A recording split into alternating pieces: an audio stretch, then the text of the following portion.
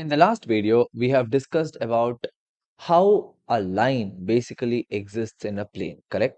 Especially plane in the sense that the 3D, isn't it? We talked about direction cosines, we talked about direction ratios, all these things. Now, see, since we are on the topic of how a straight line exists in a space, let's try to understand what is the equation of that particular line in space. Now, there are two forms.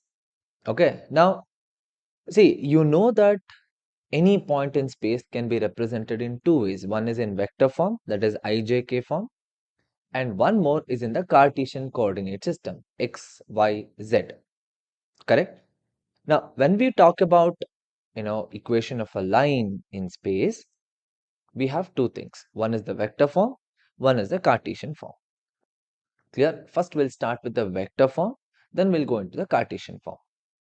So for the vector form, so now specifically what we are doing, we are talking about the equation of a line, isn't it? So equation of a line. Now first is the vector form. We'll talk about the vector form now.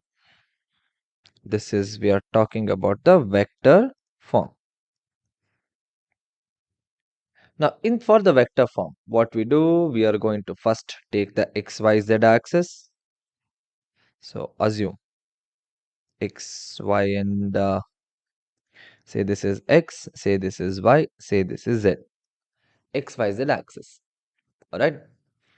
Now, some point is present. Let's say some point A is present. Alright.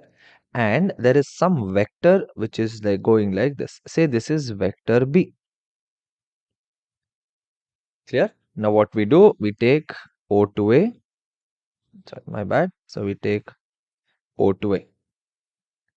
Now, assume that some arbitrary point is there. Now, what we are trying to figure out is equation of a line which is passing through point A and parallel to vector B. Okay, again I'll tell you, passing through point A parallel to vector B. Okay, now for this what we'll do, we are going to take some arbitrary point here. Okay, let's say some arbitrary point, say this is point P, which is arbitrary.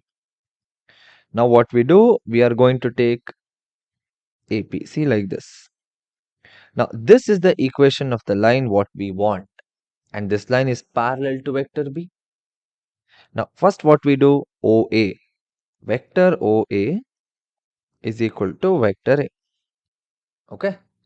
Now here we join OP.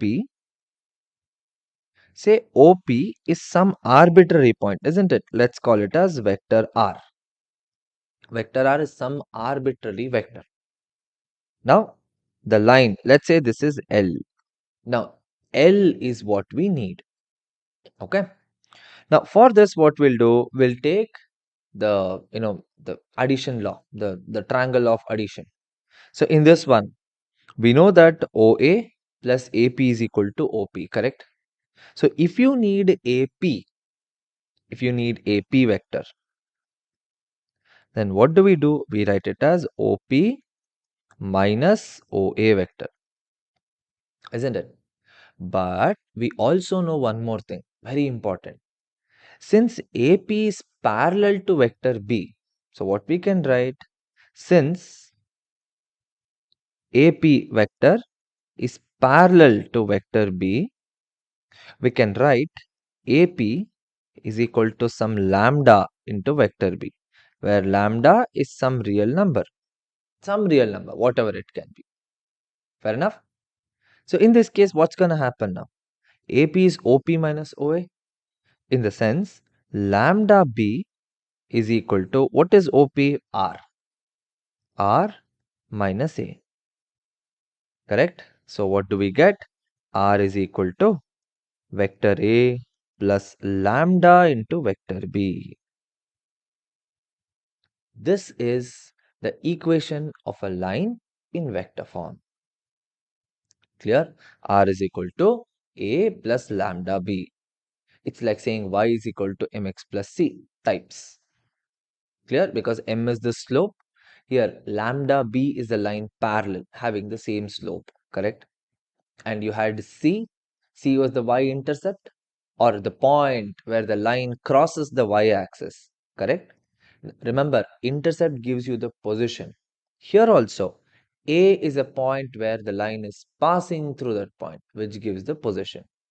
So it's exactly like y is equal to mx plus c, but a little bit of difference, that's all. Now, what we just got is the vector form of a line in space.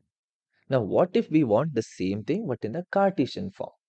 Remember, in the Cartesian form, we are going to take x1, y1, z1, correct?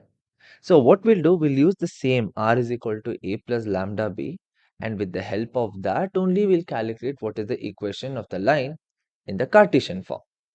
Fine? See, vector r is there, right? R is some arbitrary value, isn't it? So we can write it as x into I plus y into j plus z into k, correct? Now point A is what? It's a point. So we can write x1 I cap plus y1 j cap plus z1 k cap, correct? Now vector B is a line, correct? So since vector B is a line, we'll call it as some value a I cap plus b j cap plus c k cap, some value. All right. Now, according to the formula is what? Vector r is equal to a plus lambda into b.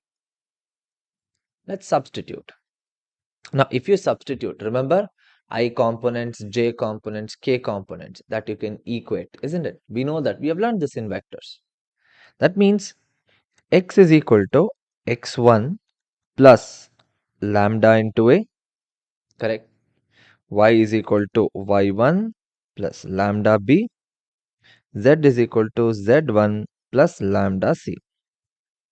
Now, if you make lambda as the subject of formula for all the three, in the sense we are trying to eliminate the value of lambda, then look at this one. You'll get x minus x1 by a is equal to lambda. Same thing happens with second one also, that is y minus y1 by b. That means if we take all of them together, we'll get x minus x1 by a is equal to y minus y1 by b is equal to z minus z1 divided by c. This is the equation of a line in the Cartesian form. Fair enough? This is the equation of a line in the Cartesian form, where you have x1, y1, z1, and a, b, c is for the equation of the line, which is parallel to it. And this gives us the equation of the line in the Cartesian form. So in the next video, we'll discuss what if the line is passing through 2 points. Then how do we go about the equation of the line?